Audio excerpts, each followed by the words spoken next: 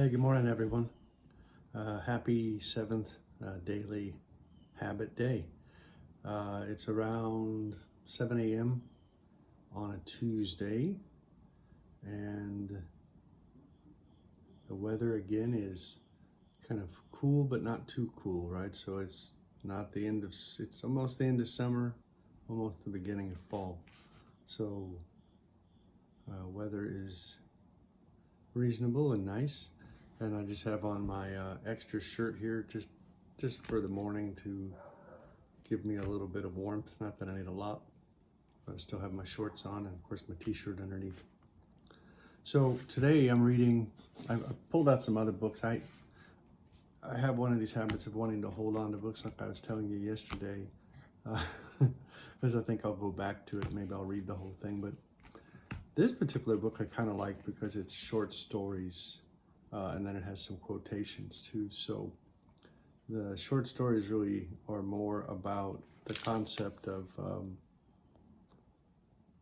these are stories for individuals, that have been married for life, right? They've been together a long time. So, and then they kind of inspire you with their message on how a good marriage happens or what you do in that process. So I'll just start out real early in the book. This is from Eldon and Jenny Phillips from Bell Center, Ohio. And they were actually married on October 30th, 1946. So their statement is this. They say basically you only get out of a marriage what you put into it, right? So this is kind of that concept of intent and making a concerted effort, a daily habit. Now, again, it isn't about like, okay, I did it 700 days, now I can stop. It's every day,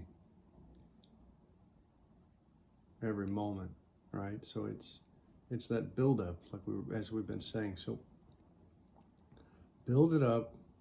You're gonna fall back sometimes, but get back up, and you're gonna move forward, right? So, and I believe I remember the proverb again. Probably correct me if I'm wrong. I'm not really good at memory retention for certain things for some reason, but even like with names, when I meet them, I have to get to know them for a little while for that name to really stick. I know they say there's some tricks and mnemonic devices. You say their name, a certain number of times, you'll remember it. I'm more of a visual learner, I think, in some respects. So probably I'll know who you are visually because I know the face. So I probably should create a trick with the face and the name, and that will probably help me remember it. All right, so kind of dived off the path a little bit, but I was just saying that this particular story is about Eldon and Jenny. They went to high school together. In his first movie, he stole her shoes during a play rehearsal. Oh, his first move, sorry, is that he stole her shoes during a play rehearsal. He said it took him 8 years to convince me to marry him, laughs Jenny. So I guess he played pranks on her for 8 years before she would be convinced to marry him. So a young entrepreneur starts with an idea for a unique product. He carefully lays plans for a startup business, calculating revenues and expenses. He meets with consultants, accountants, and attorneys. He works hard to sell the concept to banks and investors to raise capital. In time, he leases space, purchases equipment, and hires employees.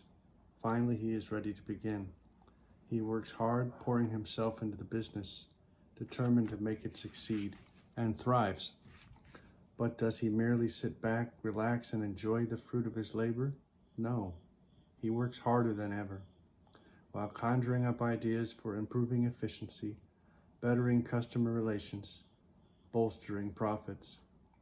If a marriage is to last a lifetime, it requires the same level of devotion and energy. Both partners must give 100%. Each must be available to the other when needed, fully present, ready to listen, to talk, to act. Both spouses must pour their heart and soul into their enterprise, making whatever sacrifice necessary to ensure success. Yet, what an investment! The payoff is rich. Healthy, loving relationships that last. And everyone involved reaps countless rewards. Sound good? So devote time and energy to your marriage. And we'll end with the passage from the second chapter of Corinthians, I believe it's the second book of Corinthians, chapter 9, verse 6. Whoever sows generously will also reap generously. Thanks, everybody. God bless. Have a wonderful morning and a great rest of your week.